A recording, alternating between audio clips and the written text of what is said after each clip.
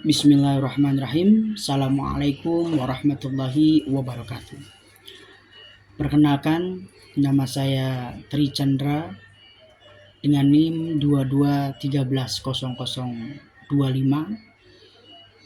jurusan Pendidikan Agama Islam. Baik, pada kesempatan kali ini saya ingin mengembangkan tugas mata kuliah perkembangan kurikulum. Yang saya akan bahas di sini yang pertama landasan perkembangan kurikulum, lalu ada prinsip-prinsip desain kurikulum, lalu juga ada faktor-faktor perkembangan kurikulum di Indonesia. Baik, pembahasan pertama, kurikulum merupakan alat untuk mencapai pendidikan yang dinamis. Hal ini berarti bahwa kurikulum harus senantiasa dikembangkan dan disempurnakan agar sesuai dengan tujuan perkembangan ilmu pengetahuan dan teknologi. Pengembangan kurikulum harus didasarkan pada landasan dan prinsip-prinsip pengembangan yang berlaku. Hal ini dimaksud agar pengembangan kurikulum yang dilaksanakan sesuai dengan apa yang menjadi tujuan dari pendidikan nasional. Oleh sebab itu, beberapa landasan dan prinsip-prinsip harus menjadi pedoman dalam pengembangan kurikulum. Maka dari itu, saya mencoba untuk memaparkan apa yang menjadi landasan dan prinsip-prinsip mendasari suatu proses pengembangan kurikulum. Yang pertama, landasan perkembangan kurikulum. Pengembangan kurikulum dilakukan secara bertahap dan terus-menerus agar pengembangan kurikulum yang dilakukan tidak keluar dari arah dan tujuan pendidikan yang ingin dicapai. Maka pengembangan kurikulum harus berpijak pada landasan-landasan utama dalam pengembangan kurikulum serta pada prinsip-prinsip dasar dalam pengembangan kurikulum.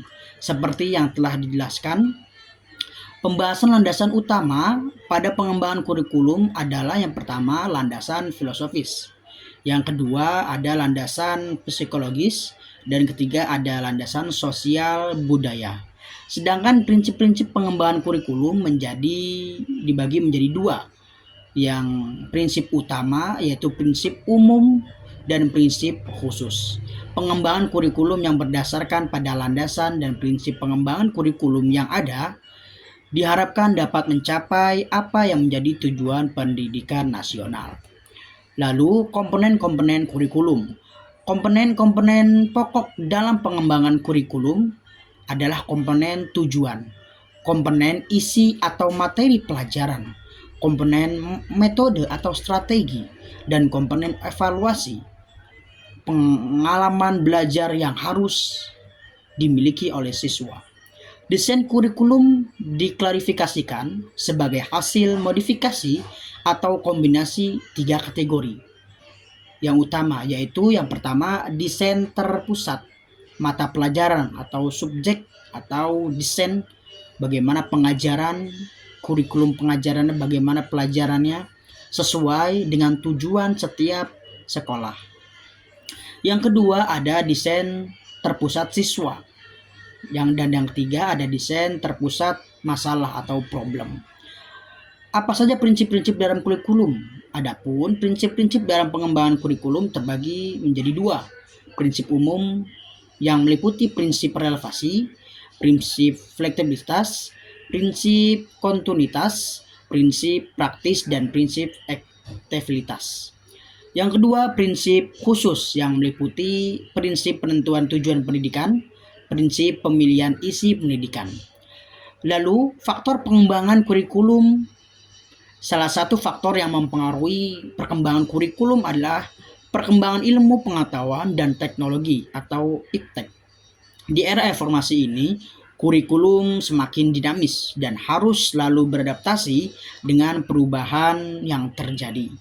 Indonesia telah banyak mengalami perubahan kurikulum, di antaranya kurikulum 1947, 1964, 1968, 1973, 1975, 1984, 1994, 1997, 2004, 2006, 2003, dan terakhir 2000 tentang kurikulum merdeka. Perubahan kurikulum sering dipengaruhi oleh faktor perkembangan, menjadikan sebuah perkembangan agar pendidikan semakin baik lagi. Yang tadi saya jelaskan, kombinasi, campuran, atau memang evaluasi dari kurikulum sebelumnya.